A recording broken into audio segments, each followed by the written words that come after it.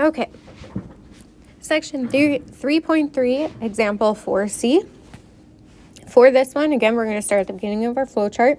Can the equation be written in the form of x squared equals k? That is not possible because we have a u squared and a u.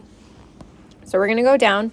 Is there a GCF that we can factor out? So we want to look at just the a, b, and c values and see if there's a number larger than 1 that we can factor out. We have 3, -9, and 3. This means that we can factor out a 3 because that's divisible. All of these numbers are divisible by that. When we factor out a 3, we would be left with a u squared minus 3u plus 1 equals 0. Now, because we are solving, we can do this next step. But if we were not solving, we would just leave that 3 there and then factor what was inside of these brackets.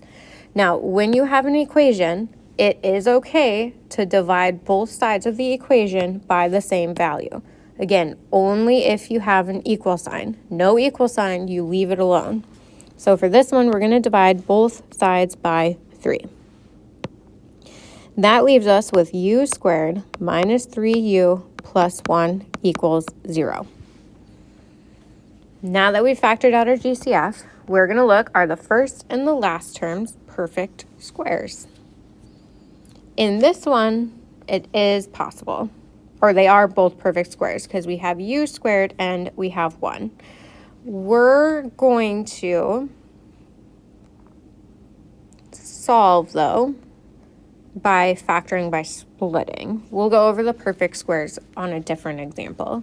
This is not going to work for those. So with this, we're going to factor by splitting or check if we can factor by splitting. So our a value is 1, b equals -3, c equals 1. To factor by splitting, we are going to double check that AC, we're going to multiply those together. So 1 times 1 is 1. And then b equals -3. So we're looking for two numbers. This is in red over on the PDF that add to b but multiply to AC. So AC is 1. The only numbers that multiply to 1 are 1 and 1, -1 and -1. Neither of those add to equal -3. So that means factoring by splitting is not possible. So we're going to follow this no arrow down here.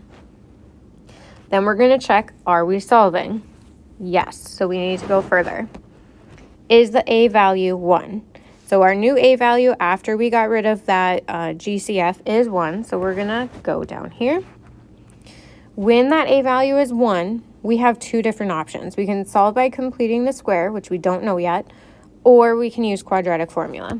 So remember, your quadratic formula is x equals -b plus or minus the square root of, switch over a little bit, b squared minus 4ac all over 2a. So this one we're going to use quadratic formula. So over on the side, I'm going to fill in that information.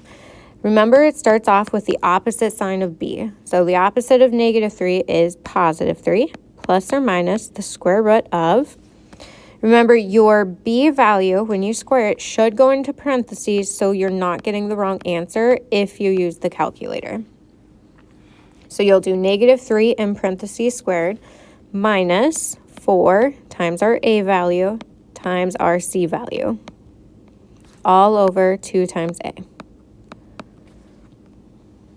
Once we have that, when you are simplifying, you are only typing the part underneath the square root into your calculator or solving by hand.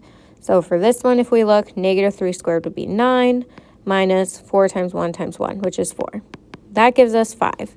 So underneath that square root, we would still have 5. Okay. If your square root cannot be simplified any further, so there's no negatives under it, there's no factor pairs we can pull out, you can leave your answer like this.